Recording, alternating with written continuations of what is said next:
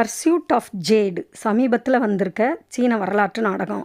பழங்கால சீனாவுடைய கலாச்சாரம், அரசர்கள், பிரபுக்கள், பணமும் பதவியும் படைத்தவங்க, உழைக்கும் ஏழை மக்கள் அப்படின்னு ஒட்டுமொத்த சமூகத்தையும் நேர்த்தியாக படம் பிடிச்சு காட்டியிருக்கிற ஒரு சிறப்பான நாடகம். கேமரா ஒவ்வொரு சீனையும் ஓவியம் போல் இழைச்சிருக்கு. சின்ன சின்ன சாதாரண சீன் கூட எழுதா சித்திரம் போல் இருக்குது.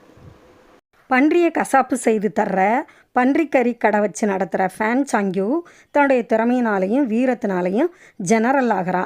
ஜெனரலாகவும் மார்க்கிஸாகவும் வர்ற ஷீ ஜெங் சூழ்நிலையினால் ஃபேன் சாங்கியோடைய பேரளவு கணவனாக வீட்டோட மாப்பிள்ளையாக ஆகிறான். பண்டைய சீன திருமண முறைகள் சுவாரஸ்யமாகவே இருக்குது. தங்களுடைய முன்னோர்களுக்கு மரியாதை செலுத்துறது, உற்றார் உறவினர்களுக்கு மரியாதை செலுத்துறது, தாங்கள் ஒருவருக்கொருவர் மரியாதை செலுத்துறது அப்படின்னு திருமண சடங்குகள் சுவாரஸ்யமாக இருக்குது. இந்த 2 பேருக்கு இடையில மலர்ற காதல், சூழ்ச்சிக்காரர்கள் வலையில் சிக்கியிருக்கிற நாடு, பொம்மை ராஜா, குழந்தைகளின் குறும்பு அப்படின்னு வெற்றி கதைக்கான ஃபார்முலாவை கொண்டிருக்கு இந்த நாடகம். ஃபேன் சாங்குவா நடிச்சிருக்க டிஎன் ஷீவை அனாயாசமான நடிப்பாலையும் அழகாலையும் அனைத்து தரப்பு மக்களையும் கவர்றாங்க.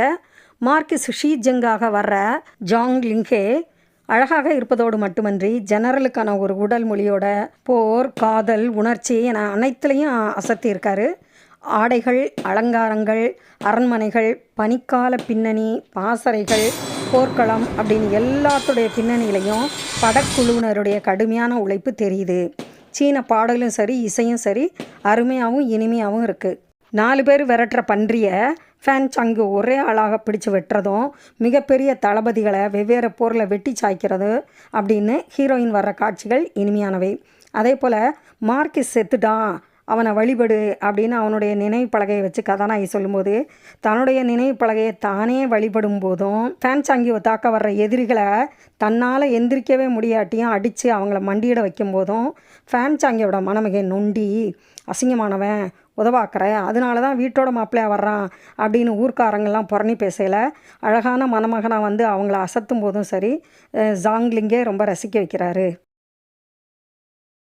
ஃபேன் சாங்கியோடைய தங்கச்சியாக வர ஃபேன் சாங்னிங் அருமையாக நடிச்சிருக்கு அந்த குழந்தையும் பெரிய அகாடமியோடைய ஹெச்சமான கோங்சன் 2 பேருக்கும் இடையில் நடக்கிற உரையாடலும் மிகச் சுவையான ஒரு நிகழ்ச்சி.